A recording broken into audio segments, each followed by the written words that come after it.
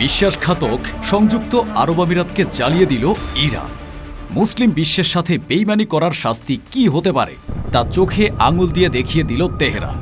আর এই বিধ্বংসী প্রতিশোধের পেছনে ছিল সৌদি আরবের গোপন গ্রিন সিগন্যাল। ইরানের ভূখণ্ডে ইসরায়েল ও আমেরিকার সাথে মিলে বোমা ফেলার দুঃসাহস দেখানোই সংযুক্ত আরব আমিরাতের অর্থনীতির হৃৎপিণ্ড।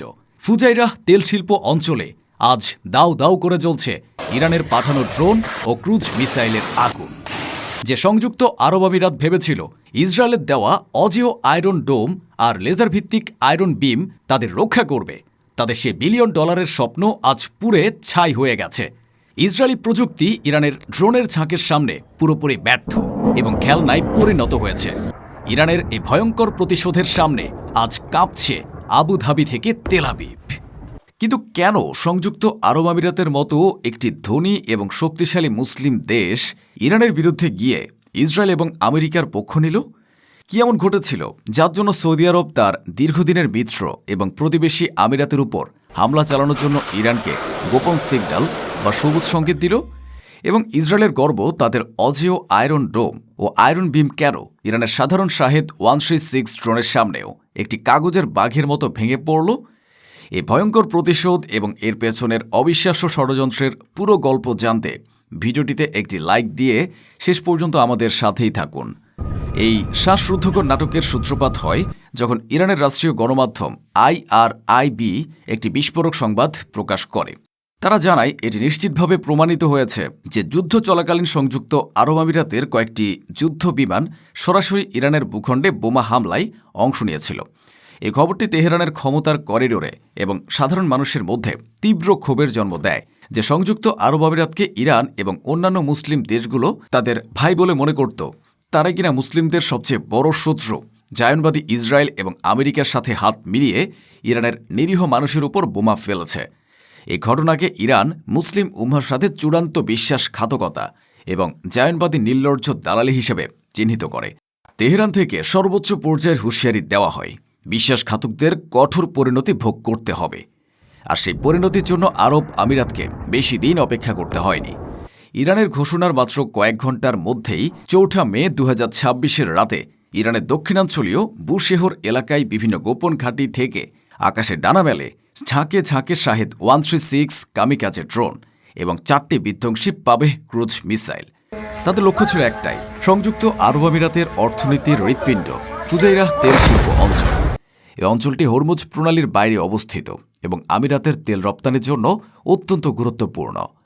সংযুক্ত আরব আমিরাত এবং তাদের ইসরায়েলি প্রভুরা হয়তো ভেবেছিল তাদের প্রতিরক্ষা ব্যবস্থা এই হামলাকে সহজেই প্রতিহত করবে, কারণ সম্প্রতি ইসরায়েল আমিরাতকে তাদের বিখ্যাত আয়রন ডোম মিসাইল ডিফেন্স সিস্টেম এবং বিশ্বের প্রথম লেজার ভিত্তিক প্রতিরক্ষা ব্যবস্থা আয়রন বিম সরবরাহ করেছিল। কিন্তু তারা ইরানের যুদ্ধ কৌশলকে বুঝতে চরম ভুল করেছিল। ইরান একটি বা দুটি ড্রোন পাঠায়নি, তারা ব্যবহার করেছে স্টর্ম অ্যাটাক বা ঝাঁকে ঝাঁকে আক্রমণ করার কৌশল।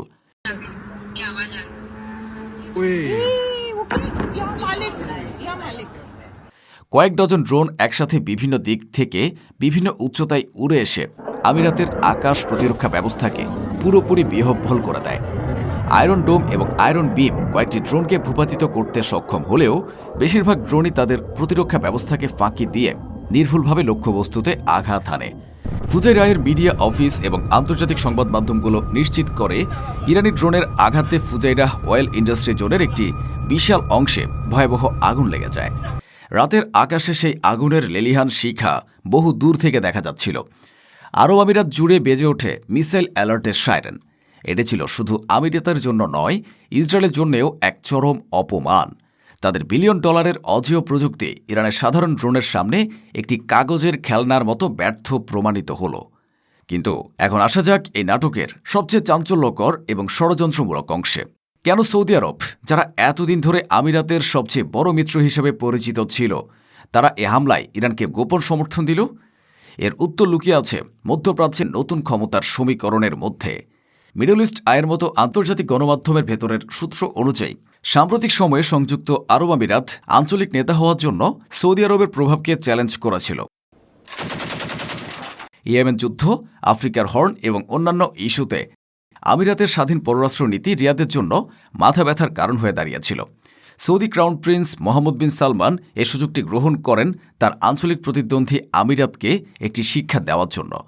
তিনি গোপনে তেহরানকে একটি বার্তা পাঠান যে সংযুক্ত আরব আমিরাতের ঔদ্ধত্য কমানোর জন্য ইরান যদি কোনো সীমিত সামরিক পদক্ষেপ নেয় তবে সৌদি আরব এ বিষয়ে নীরব থাকবে এবং কোনো হস্তক্ষেপ করবে না। এটি ছিল MBS এর এক শীতল মস্তিষ্কের ভূরাজনৈতিক চাল।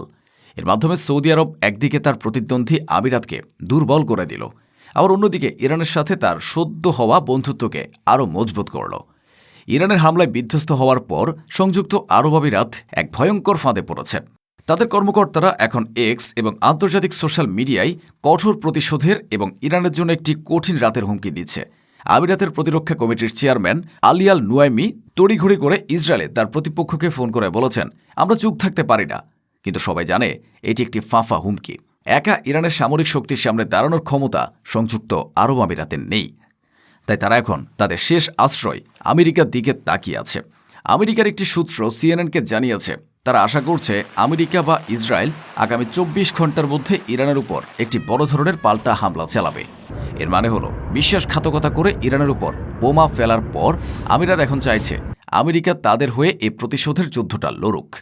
কিন্তু আমেরিকা কি তার সেনাদের জীবন বাজি রেখে আমিরাতের জন্য আরেকটি দীর্ঘমেয়াদী এবং বিধ্বংসী যুদ্ধে জড়াতে প্রস্তুত, নাকি তারা আমিরাতকে একটি বলির পাঠা হিসেবে ব্যবহার করে ইরানকে একটি যুদ্ধে টেনে আনার চেষ্টা করছে, যাতে উভয় মুসলিম দেশই একে অপরের সাথে যুদ্ধ করে ধ্বংস হয়ে যায়? একথা পরিষ্কার, সংযুক্ত আরব আমিরাত ইসরায়েলের সাথে হাত মিলিয়ে এবং ইরানের ভূখণ্ডে হামলা চালিয়ে যে ঐতিহাসিক ভুল করেছে তার ফল এখন তারা হাতে নাতে পাচ্ছে।